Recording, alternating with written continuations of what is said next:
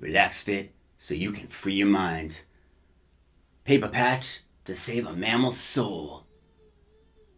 This pair ain't for squares. These are the Beatnik Jeans, Daddy-O. This is the 1955 501 episode, now on Den and Denim. Welcome to 1950s America, where everything is perfect. Everyone is happy. There's newfangled gadgets invented every day to make your life easier, so you can focus on what matters. Raising tax-paying citizens who will beat up the commies. Of course, there was a dark underbelly going on. Unless you fit the mold, then you were ostracized. Most folks went along with the ride. But there was one man who had so much creative energy that it boiled out of him in sexual conquest and cultural influence. Prepare to meet the most influential American of the 20th century, Neal Cassady. Neal was truly born on the road, in a car near Salt Lake City on the drive from Denver to Los Angeles. By 13, he was seducing grown women and stealing cars. Despite having a genius-level IQ and the academic recommendations from his local priest, Neal would be denied a formal education. His youthful years were filled with adventure and suffering. He writes about how he very much wanted to settle down and be part of the plastic doll America. He had a wife, Carolyn Cassady, along with kids. But either trouble came looking for him, or his restless soul sought it out. His messianic message to tell Americans the benefits of being a little more weird was fated in the stars. Meanwhile, across the country, in the academic institutes of higher learning that were really just clubs of aristocratic indoctrination, students Jack Kerouac and Allen Ginsberg were attending Columbia University in New York City. Kerouac was on a football scholarship and aspired to write the great American novel. Ginsberg was gay, Jewish, and nerdy, with an extra dose of sensitivity. Kerouac would soon drop out of college and hang out with fellow Ivy League dropout William Burroughs. Burroughs would encourage his friends to keep reading great literature, and with his family wealth, be a source of continued financing for their adventures. Burroughs would write the monster of a novel / encyclopedia of drugs, Naked Lunch. This is a non-linear novel full of short stories, with an encyclopedia of illicit drugs to accompany your reading. If you ever read a choose-your-own-adventure novel, then you have Burroughs to thank. It's through Burroughs that Kerouac met Neal Cassady. This inspired Kerouac to travel with Cassady on the road, seeking adventures. Through 3 years of journeying around the continent and experiencing disappointment spackle into real-life understanding, Kerouac would take these memories and his matter-of-fact prose, type vigorously for 3 weeks, producing the novel on the road in a single 120-foot typed scroll. The typewriter was the preferred tool for beatnik writing. It had a rhythm to it. It was mechanical and new. Burroughs said On the Road is the novel that sold 1 trillion Levi's. Since his days at Columbia, Ginsberg was compiling a slew of trashy scribblings in a binder that he claimed was going to be the poetic equivalent of an atomic bomb. This was an understatement. When Howl was released, it caused a censorship trial that revealed the limitations of American freedom and gave the youth a reading list for great books. Ginsberg was not the suspect on trial. Enter publisher Lawrence Ferlinghetti, founder of City Lights Books and Publishing. As you guys know, I collect 501 jeans, but for 25 years, I have been collecting editions of Howl. I love this poem. I dropped to my knees reading the opening lines. I'd always wanted to be a writer, but I never experienced the power of language like this. There are many editions of the book, all very similar, but they say which printing it is. Now, the first 2 editions were published in England. Upon the 3rd publication, being the first in the USA, the authorities ransacked the bookstore and held Ferlinghetti on charges of obscenity. I think the powers that be got a little smarter throughout the century by not censoring as much and instead flooding the libraries with too much literature, thereby making it harder for readers to find the good gems. Now book burnings are making a comeback. Read on, my friend. Democracy relies on literacy. But in real practice, this court case would only serve as advertising for Howl, City Lights, and the entire Beat movement. Ferlinghetti would become a hero and San Francisco's first poet laureate. Neal Cassady would only write one book, and it would be published posthumously, so historic beats never really got the chance to read it during its heyday. Still, the first third is my all-time favorite book.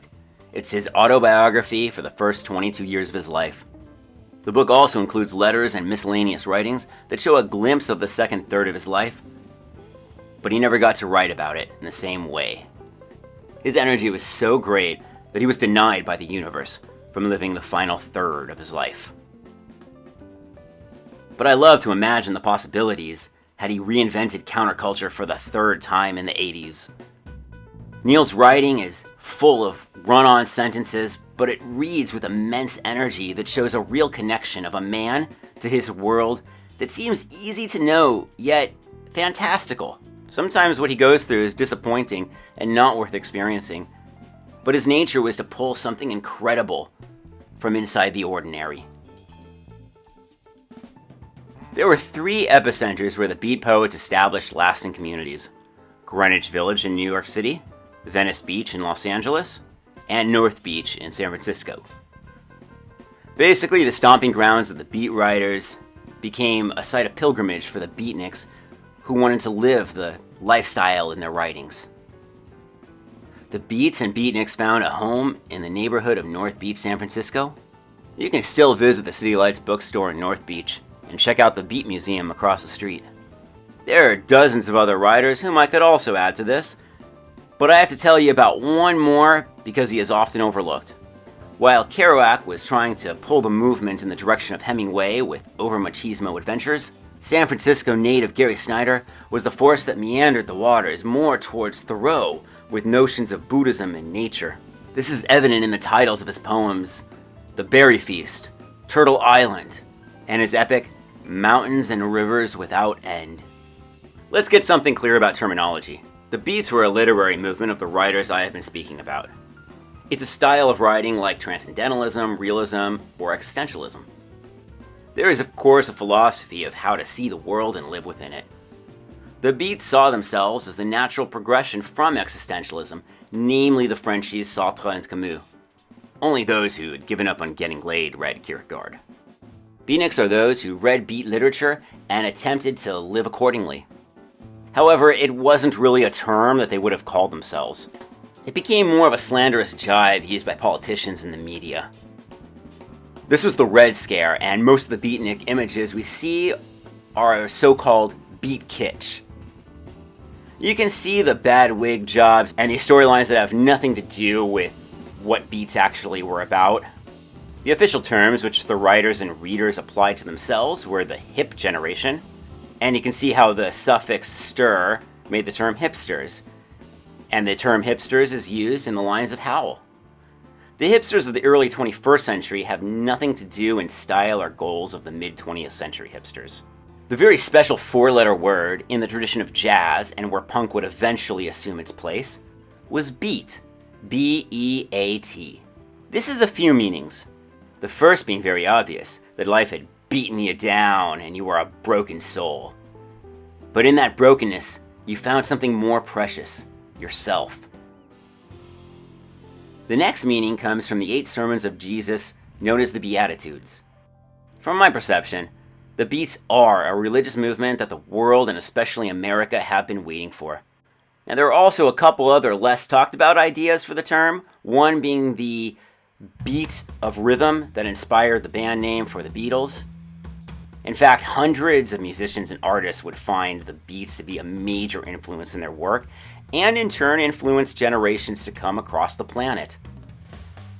Now, the other idea being that the word is the message itself, and that you are required to be at the place where ideas flow, whether it be far on the road or deep in your mind. Upon the Sputnik 1 being the first man-made object to enter space, the media used the term neek for derogatory groupings. A year later, journalists would apply this towards Beatniks. Yes, there were a slew of youth who embarked on this movement with fashion, lingo, and lifestyles in the late 50s and early 60s. One of them included a young Barbra Streisand. Sure, let's call them Beatniks. They should get credit for supporting this movement and being the predecessors to the hippies, mods, goths, baristas, ecologists, and open the doorway for America to confront its racism and homophobia. Alongside the Beats' literature, the world was changing, and if you want to encapsulate yourself in the world they saw, you can hear it in the cool jazz of Mingus or Coltrane. You can see it in the paintings of abstract expressionism. You can catch a laugh from comedian Lenny Bruce, and you can experience it in the films of John Cassavetes. Overall, Beat is a movement that is still rooted in academia and stands firmly in over-intellectualism. But the messianic figure that is Neal Cassady was not done yet. He knew there was more. It's great that the message reached a core audience of smart kids who might be in powerful roles in the future. But there's a whole world, and they need to hear about this way of thinking and living that allows for everyone to explore themselves and the world they live in, free from the discrimination and narrow-mindedness that torture our living souls. The everyman needs an inclusive movement. So, to reinvent counterculture for the second time, Neal Cassady would also become the founder of the hippie movement, along with Ken Kesey as they drove the further bus across America in the electric Kool-Aid acid test, while wearing a beat-up pair of 501s. Thus, he earns the honor of being in 2 of the 501 series thumbnails.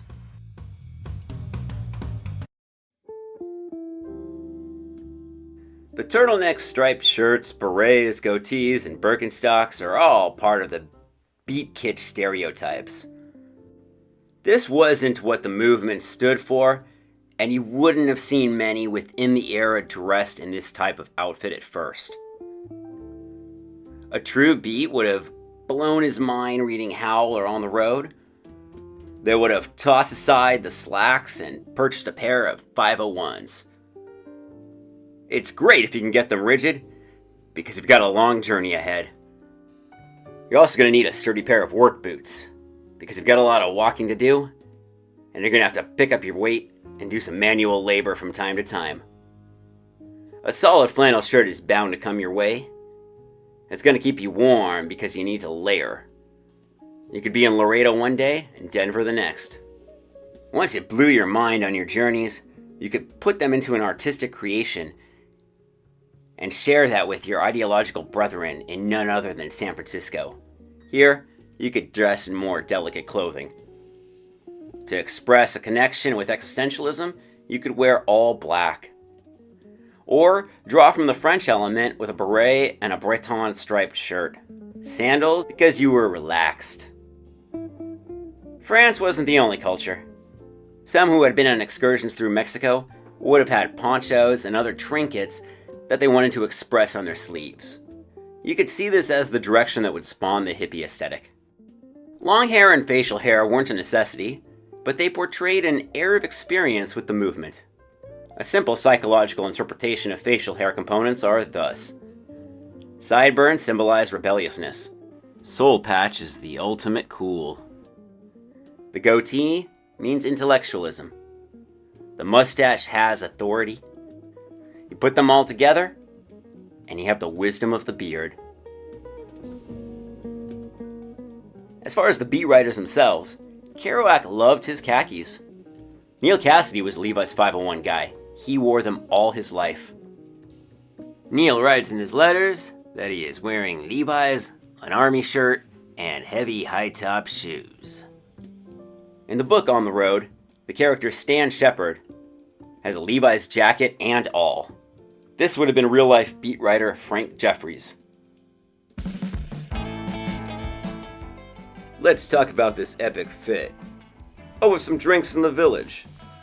So I put on this getup and my wife says this could be my daily style if I wanted to. Yes, very much so. I married the perfect woman. In my last video on this pair, I think I over-exaggerated the bagginess of it. Yes, they run big, but they aren't hammer pants. I recommend downsizing. If you are normally a 32 waist, then get a 31 or even a 30. I'm upsizing this pair, but I usually wear them in the winter with a pair of sweatpants underneath, and I really kind of grew into them. Really grew to love them.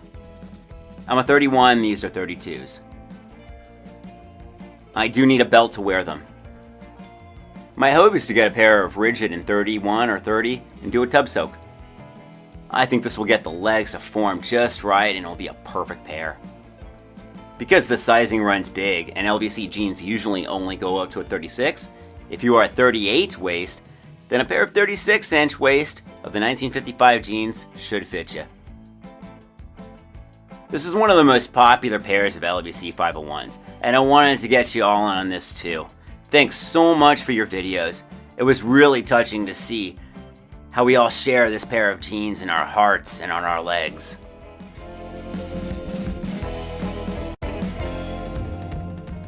Levi's had used leather patches for their 501 jeans and 506 jackets. The other 201 and 701 lines used cloth patches to identify size and lot number.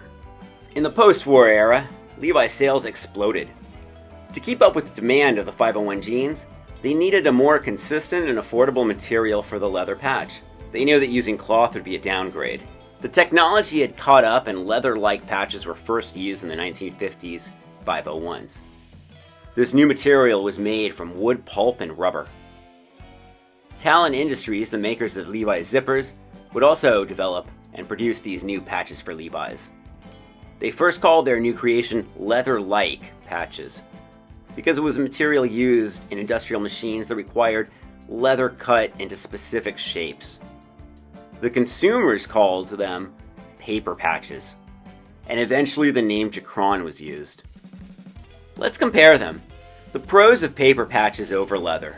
Leather shrinks if you heat dry or hot wash it. Paper keeps the ink on it longer. I think this has something to do with the paper having a higher UV resistance. If you want your rigid pair's leather patch to stay in the best condition, you should apply leather cream to it from time to time. It's nice that paper patches are 100% plant-based. Doesn't mean that it's a guilt-free item. Everything has its price somewhere. The cons of paper patches to leather. Paper crumbles over time. Paper patches crumble. Leather has a sense of higher quality. But overall, the cloth patches are the real time test winners. I was raised on paper patches and I love them all. I even love my jeans that don't have patches. This is a very classic pair of 501s, with a couple retro features, seen for the first time in 1955. The big one is the switch from the leather to the paper patches. The next first is the double-sided red tab. Before 55, the red tab only had Levi's printed on the outside. 1955 jeans have Levi's printed on both sides. Those classic details. 12-ounce red line selvage denim. Now the denim used in these 1950s pairs of LVCs create the most wispy hairs. After you machine wash them, you'll find this nice fluff of wispy hairs on a lot of them. They're also one of the more neppy. That means you'll start to get these little white dots that poke up. Concealed rear rivets. Double needle arcuate stitching. The V-stitch is a diagonal line next to the top button of the fly. The coveted lemon yellow stitching in the arcuate and rear pockets. Now these last two details are only seen in pairs of the 1950s. You won't see them in 40s or in late 60s models. Things like rent and travel, which preoccupy most folks, were put to the back seat of a Beatnik's priorities.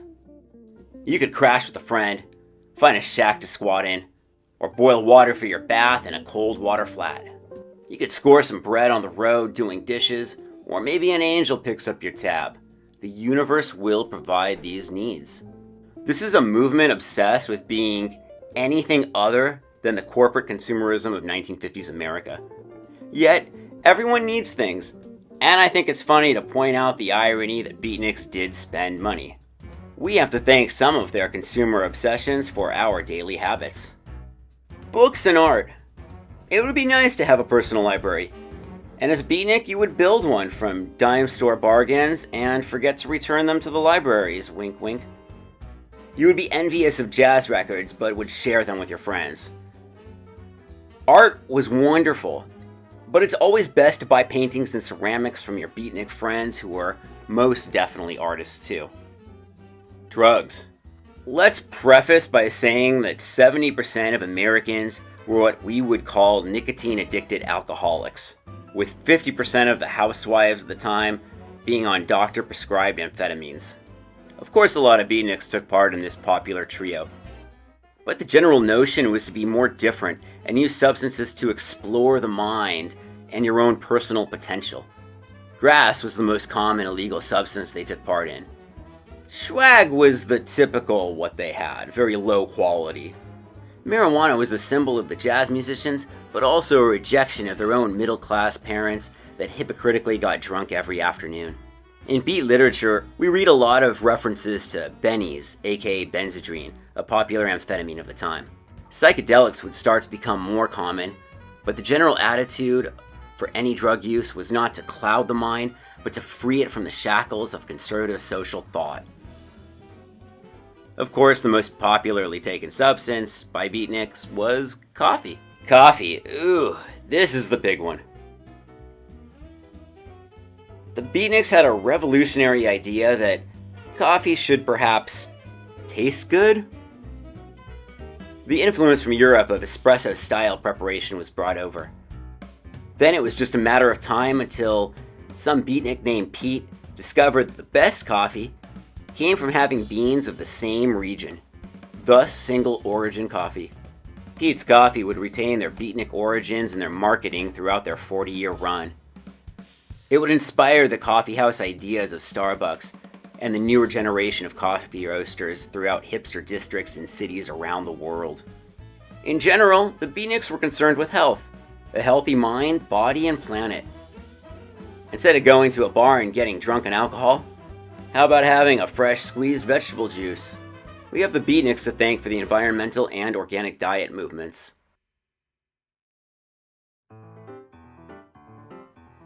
The first LVC items came out in 1996, and the 1955 501s were the first historic 501s you could get. You could also get 1937 201s and 1963 551Zs, plus Type 1 and 2 jackets. The 1955 501s have been part of the collection almost every year since, so there's a lot of variations. I found about 36 different pairs, but there's probably more than 50.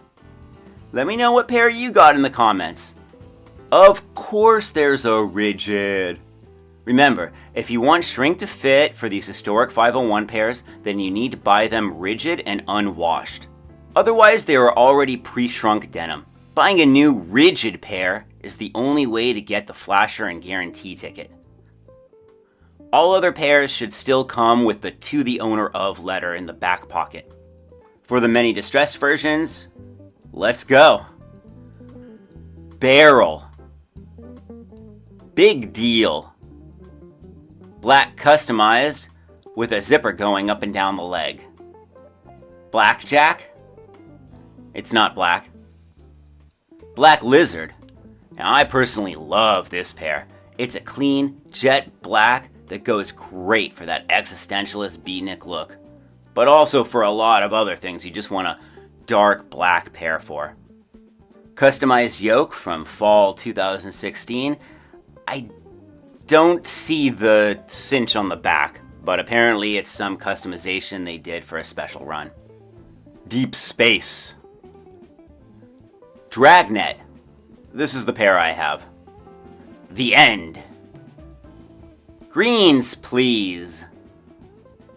Hand rolled. Hideaways. High Tides Blues. Jagged Blue. Chromer. Lone Drifter. Matchbox. New Pipe Bender Custom. Northern Skies. All of You Rock. Pine Tar. Rising Sun. Rock You Stonewash. Rocket City. Rocky Customized. Rocky Rum. Silent Spring. Sproul. Sproul pairs have glued on knee patches underneath for extra wear and tear. Steamy Windows. Sugar Rigid. From this 2004 catalog, a pair of pickup Stonewash, as well as a pair of cutoff shorts for women. Sutro from 2023. Terraval. The Terraval are from the newest catalog, Spring 2023. Trembler and Worn Out Decades. There's also Bright Rinse and New Rinse. These imitate rigid, but are already pre-shrunk. Here's an historical pair from 1955 for the filming of Rebel Without a Cause. The jeans were meant for Sal Mineo, but he never wears them in the film. It could have been a big game changer. Now, James Dean famously wears a pair of Lee 101 Rider jeans in this role. Mineo's character Plato could have been a lot more awesome had he worn 501s. I honestly think the producers thought jeans were too strong for the character and wanted to emasculate him every chance they got. Sal will have his heroic moment in the 1960 episode. Side note, there's a faded blue color that Levi's has used for their women's 517 bootcut jeans called Kerouac Effect. The 1955 Japan are the second pair of Japanese text 501s made by LVC. There are four now: 1966, 55, 47, and 37. The 66 are the first ones, only 150, so that makes them pretty cool. The 37s come with press-on buttons. That's nice. I would say the trend is done, but they're very coveted pairs. However, our next limited edition pair is perhaps the most coveted pair made by LVC. This is absolutely remarkable. The White Oak Decades Blend. I have called these the Frankensteins, but that is cruel for such an awesome pair of jeans.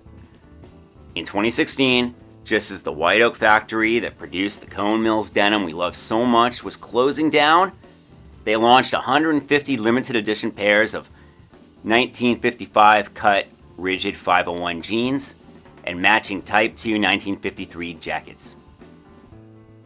They come in a wooden oak box and have certificates. Each strip of denim is made to replicate the features of 70 years of different types of denim. On the watch pocket, one of the rear pockets, one of the belt loops, you'll find 9-ounce denim, imitating the loom state style of the 1890s. Made on machines from the 1920s.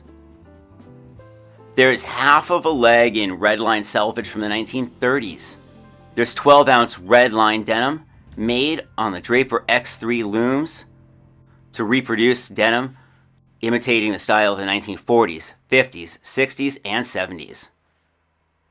I can appreciate the beauty of these rigid, but the idea of how they will unevenly distress adds a whole new layer to breaking in your jeans. Just running your fingertips across the different sections is a tactile experience through a century of craftsmanship.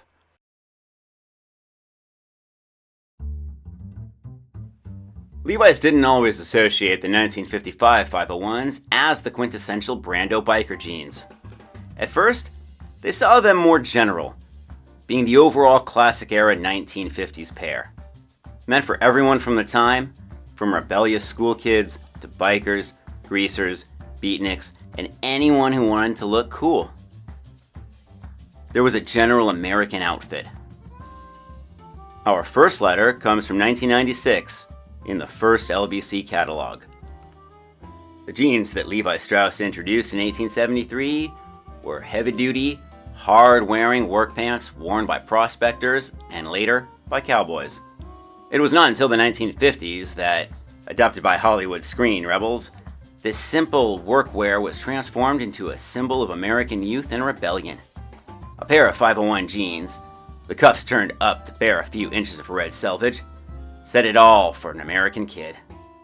The XX denim always needed shrinking before the jeans fit, a practical necessity that became a ritual and a legend. For a miner, this meant wearing his new jeans into the nearest creek. For a kid of the 50s, it meant wearing them in the bathtub. This next one comes from 2013 in the 140th anniversary. The 1955 501 jeans have a quintessential 1950s shape, with a square top block, a more anti-fit in the seat area, and a slightly fuller cut around the leg. Like the classic cars of the day, the silhouette is boxier but tough. They're the first 501 jeans to bear the leather-like 2-horse label and a double-sided Levi's capital E red tab. The zinc flying copper rivets remain standard issue. Like its predecessor from 1947, the 1955 501 jeans had belt loops as the only method of waist adjustment, hidden rivets on the back pockets, and zinc buttons on the fly. Levi's became exceptionally popular with school-age boys in the 1950s. They started calling them jeans instead of overalls. The company ran ads in support of their interest in wearing their jeans in class, despite the fact that many East Coast schools banned denim as part of dress codes. A letter from an East Coast professor to the company reads as follows. "Well, I have to admit this might be right for school in San Francisco, in the West, or in some rural areas. I can assure you that this is in bad taste and not right for school in the East." The taboo only made the youth of the day want to wear them even more. They even did a letter which just talks about the details. No historical story. Here's the Brando letter. To the owner of this 501 jean. The 1950 501 jeans have a quintessential 1950s shape, with more anti-fit in the seat, a slightly fuller cut around the leg, and a boxier silhouette, representative of the classic 1950s biker style. They're a similar shape to those worn by Marlon Brando in The Wild One. I know I talked some smack about the 55s as the Brando pair, so I thought I'd put my words where my mouth is, in letter form. This would be my dream job, so I'll give it a shot. To the owner of this 501 jean. The 1950s were a time when jeans transcended to a new generation. American youth was redefining itself through art, music, film, and fashion. The only way to draw the line where you stood was with a pair of 501s. Levi Strauss & Company was at the forefront of the jeans revolution. The XX denim is tough enough to wear for years. There's a new leather-like patch because no animals need be harmed in the making of these jeans. It was 501s in the late 50s that 18-year-olds would have picked up after reading a copy of On the Road. They set on their journey to emerge as the counterculture of the 60s. Make your own adventures in this pair. Letters have been a big part of Levi since Jacob Davis wrote about his riveted pants to Mr. Strauss. The "to the owner of" letters in the back pocket of LVC 501s are something we always look forward to. And for the beat writers, letter writing was just as important. I feel the letters are the other component to the prose and poetry composed. The letters of Neal Cassady and the other beat writers are put in book form, and the actual copies see the auction block quite often. Now I struggled to find which letter to read. I decided to keep it a short one. Here's a letter from 1955. From Neal to his mistress, that his wife found while washing his jeans. Let this be a lesson for you married guys thinking of washing your jeans. And to Nat. We both goofed. I wanted to feel such sympathy through having done it myself many times, over and in the bowl, like in youth, a green or too strong cigar. Besides which comes to mind the times realizing fully the agony of the other New Year's party drunk friends, most particularly in the exact moment just before the actual gurgitating begins. For you, this sympathy is the pity one entity would have hurt another who is reaping similar karma as he himself has faced. Welcome to a new section. I'm a big cinephile, and the only job I really prepared for in my youth was being a screenwriter. I love using Levi's from films to show you real historic examples of the garments, or just taking clips from films that express the era, and sometimes it's just a film that extends on the historic sections. Here are my recommendations for beat-inspired films. Top Notch. The Last Time I Committed Suicide. 1997. This gets it right in so many ways. It tells a short story about Neal Cassady's life at 19. It adds in some of his other writings, but tells a simple story that's not so much. It takes place before the Beat era, but you can see how he doesn't fit into this post-war America. Tom Jane's acting is superb. My favorite actor by far. Watch this plus Thursday and Stander, and you got yourself a sweet Tommy Jane triple feature. I think Jane plays Cassady just right. He is likable and daring, but connects with the audience. Nick Nolte's Cassidy is too gruff and crude. He plays him as a 50s drunkard. Tate Donovan just played him as a psycho. The last couple guys to play him I thought were just aloof. Great soundtrack. Mingus, Better Get It Hit in Your Soul. 1940s classic. And the final track by a 90s band that disintegrated pretty quickly, Pet, is some wonderful beat-inspired 90s poetry, set to jazz. Really good ones?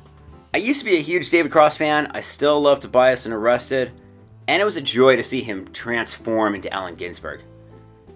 He does this for I'm Not There, which is the best Bob Dylan biopic that could ever be, a real treat. What graves have you seen? But Howl 2012 is wow, this is fun. It was done right, they put a lot of charm and passion into making it. It tells the story of Ferlinghetti's trial, but also mixes in some wonderful animation that gives you a visual means to Ginsberg's experiences. If you want a great example of how the Beatniks would have seen the America they were rebelling against, then check out the Hudsucker Proxy. But you all should be watching a film the Beatniks themselves made and enjoyed. John Cassavetes' Shadows. It's an unscripted film in the tradition of French New Wave cinema like Godard and Truffaut, but very American. It explores young love, race relations, growing up, veiled dreams, and trying to be cool. I got to meet John Cassavetes when I was 7 years old. He was a friend of my mom's and he says to me, "Hey kid, your mom tells me you want to be a director. Well, I got one piece of advice for you. Never marry an actress. They're always pregnant." I think some take at your own risk section. There's not much from the beat kitsch films that's very rewarding to watch, but if you get a clip of Dobie Gillis' show, it's fun to see Bob Denver playing Maynard Krebs, the beatnik, because I think the role overtook him and he became a beatnik because of it. Burroughs had something to do with the production of the 1990s Cronenberg Naked Lunch. It's worth a watch. I've seen it twice in my life. I don't feel any need to see it again, but I'm glad it exists. I had to go on my own journey with this pair, and I had a lot of complaints at first. But after wearing them a couple of years, I really fell in love with them. I can't wait to get a rigid pair and tub soak them. I think that's going to produce a pair of wonderful straight leg wrapping that gives you room to move but hugs you like a lover. If you got this pair because you wanted the biker look, then sure, I think that's great. 501s are timeless. But I think a biker would prefer a tighter upper leg to decrease the friction between her legs and the fuel tank. I also assume bikers would prefer leather patches. I've said the bikers' 501s are the 1953 pair, but those are impossible to get. And the 1947 are perfect and easy. 54s if you want a zipper. The 1955 pair is the oldest with a paper patch. Get 201s if you want historic and don't like leather. They come with a cloth patch. The 1955 501 is one of the core components in the 501 timeline. The changes and details, it's a great example of yellow stitching. And the boxy fit makes it an essential to building your own 501 collection. I think the 1960 501Z is a good alternative to the 1955 if you prefer zippers. The 1960 can also be a beatnik jean. The 1955 can of course be a biker or a greaser jean. That's the amazing thing about 501s throughout history. They've always been worn by a growing population of contrasting characters. I think this is a great first pair.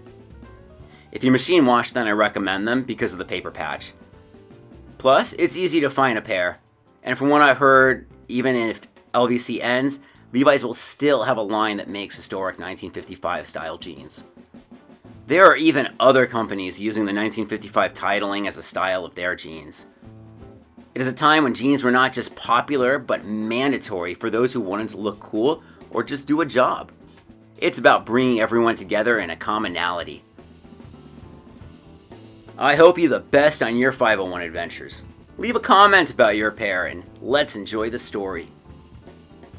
What happened to the Beats? Kerouac famously drank himself to death in 1969. Neil Cassidy would depart this earth the year prior. Neil was in the Mexican desert, and while huddled for warmth near the fire with some companions, He started to say he was too hot, and he walked away from them, stripping down all his clothes as he walked, from this world into the next. And the world is a much richer place for having known Neal Cassady. Ginsberg and Burroughs would survive into the late 1990s. You're a survivor. Jack Kerouac, for example, is not here today, and you are. Why is that? Well, I smoked a little pot, but Kerouac drank, and drink is the killer. Fairleigh Getty died just recently, but Gary Snyder is still going strong into his 90s. Credit his Buddhist teachings that letting go of anger is healthy. Or it could be the California Jeans. The Beatniks morphed into hippies and some other various branches. Once the powers that be saw hippies and equal rights for everyone, Beatniks weren't so scary. The Beatnik aesthetic would become a parody of itself, very tame but still retaining the idea of jazz, creativity, and an against-the-grain attitude. But overall, mild compared to the movements that came after.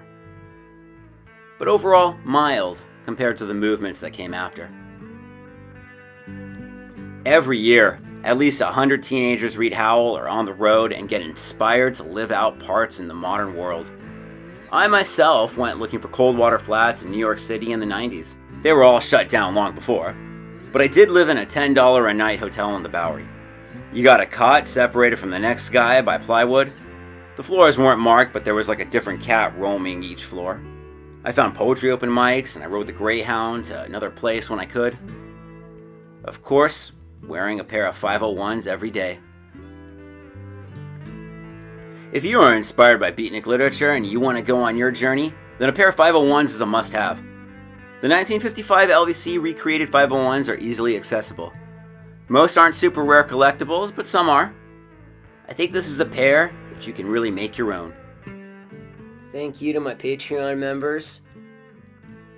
Join if you want, helps out the channel, subscribe, all that good stuff. I'm just happy to be making this video.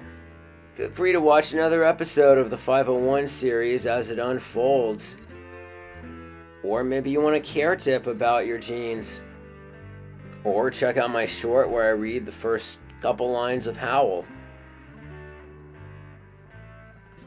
Thanks for watching.